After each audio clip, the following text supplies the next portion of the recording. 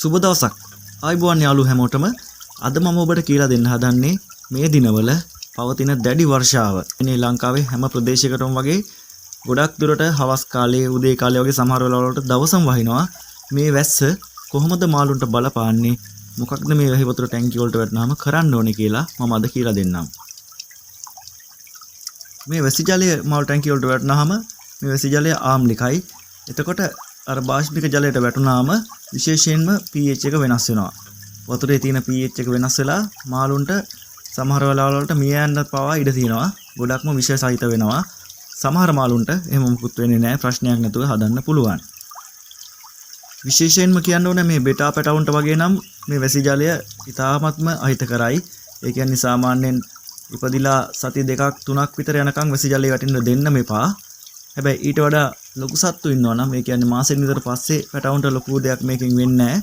නමුත් ඒ දෙවෙන්න කලින් අපිට වලක්වා ගන්න පුළුවන්. අද මම කියලා දෙන්නම් වැසි වතුර වැටුනොත් එහෙම මේ වැහි ජලයේ වැටුනොත් එහෙම මාළු ටැංකියකට හෝ පොකුණකට මොකද කරන්න ඕනේ කියලා.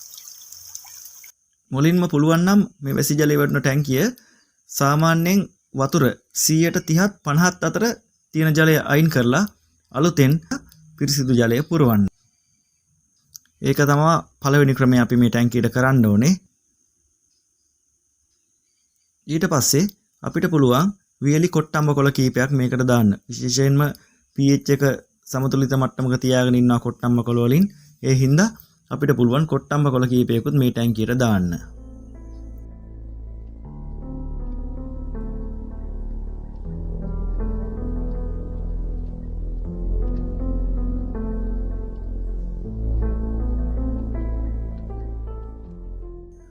ඊට පස්සේ අපිට පුළුවන් ඇක්වේරියම් සෝල්ට්. ඒ කියන්නේ අයඩින් රහිත ලුණු. මෙන්න මේ වගේ ඔබට පේනවා ඇති අයඩින් රහිත ලුණු.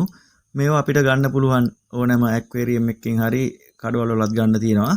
මේ ලුණු සාමාන්‍යයෙන් වතුර ලීටරයට මේ ලුණු ග්‍රෑම් 5ත් 10ත් අතර වගේ දාන්න පුළුවන් නම් ඒකත් ගොඩක් හොඳයි.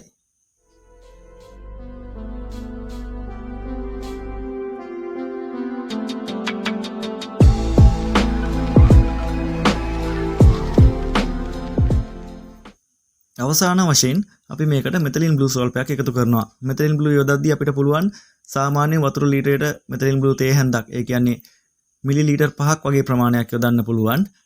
දැන් ඔන්න අපි මේකට සීලුම දේ දාලා අවසానයි. දැන් අපිට පුළුවන් මේ මාළු මැරෙන්නේ නැති වෙන්න මේ විදිහට හොඳ සෞඛ්‍ය තත්ත්වයකින් තියාගන්න.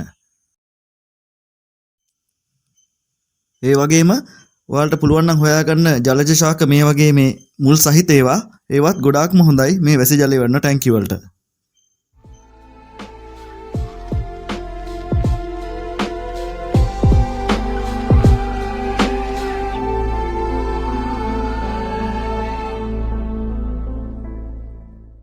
මේ විදිහට දිගින් දිගටම ඔබේ ටැංකියට වැහි වතුර වැටෙනවා නම් වැසි ජලය ලැබෙනවා නම් ඔබට පුළුවන් මේක මොකක් හරි එකකින් වහින වෙලාවට ආවරණය කරන්න. එහෙම නැතුනොත් එහෙම මේ ප්‍රතිකර්ම හැම වෙලේම කරන්න අමාරුයි. ඒ කියන්නේ සාමාන්‍ය වියදමක් යන නිසා ඔබට පුළුවන් වැසි ජලයෙන් මේ ටැංකිය වහලා ආරක්ෂා කරගන්න. ගොඩක් ස්තුතියි.